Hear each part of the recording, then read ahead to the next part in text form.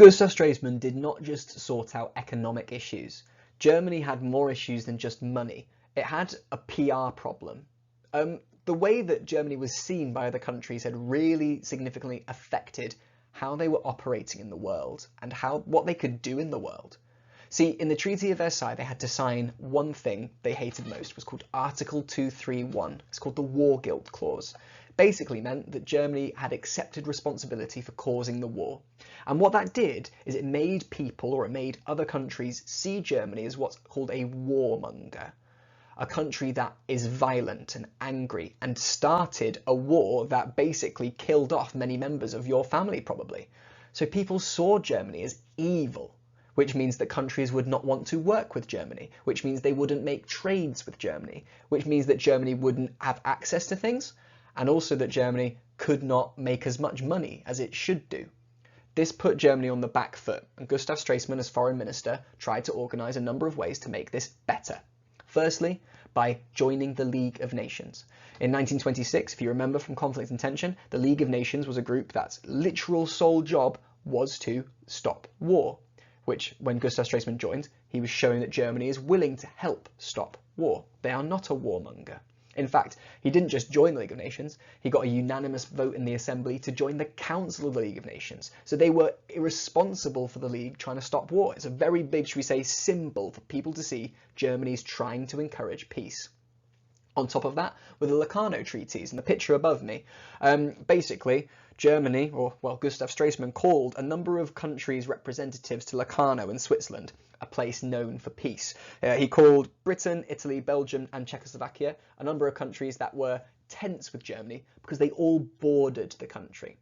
And what Gustav Stresemann said was that, right, we don't want to cause stress or tension, we just want to respect the borders. And they formally respected the borders made in the Treaty of Versailles. So all of those countries near Germany could be peaceful and know that Germany wasn't going to attack them suddenly. But also they made an agreement together to not go to war against each other, and also to basically protect each other from war. This is called a defense pact.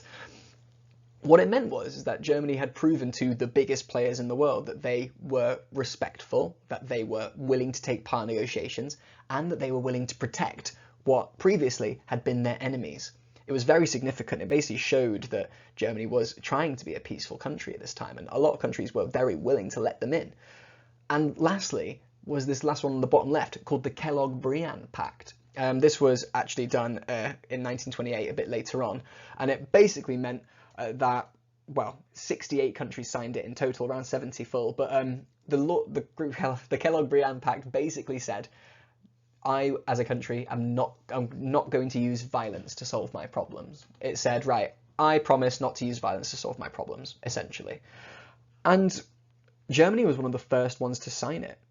Stresemann's connections with the USA meant that they were one of the first 3 countries to sign this document that over 70 people followed. It showed Germany was a world leader in encouraging peaceful, non-violent action. And that's a really good look. It was making Germany seem respectable, which means countries would be more willing to trade with them, countries were more willing to get involved in German politics. And Germany actually entered a thing called a golden age after this. Germany had lots of money and lots of people liked Germany, which means that lots of people went to move to Germany as well, really changing how Germany had been a mere maybe 5 years before. Unfortunately for Germany, Gustav Stresemann dies in 1929. He's probably the most successful politician of his time, and he died of a stroke, uncontrollable sort of situation, but he put Germany in a really good stead. The economic solutions were present, and these solutions put Germany into a more prevalent social situation. People were liking them now. And in future, Weimar's Cultural Revolution that's coming up, it might look fairly successful. But what you need to know is, firstly, right, how was Germany originally seen by the international community in the 1920s? Why was joining the League of Nations a help to that? Why was signing the Locarno Pact a help to that? And why was leading the Kellogg-Briand Pact a help to that? And if you want to go harder, do you think Germany was completely fixed after Stresemann's involvement? But I'll leave that up to you. Use the textbook to find more information out. There's not much on Stresemann in the Germany one, but it should still help you get those detailed answers. Anyways, I'll leave it up to you. Good luck. See you later.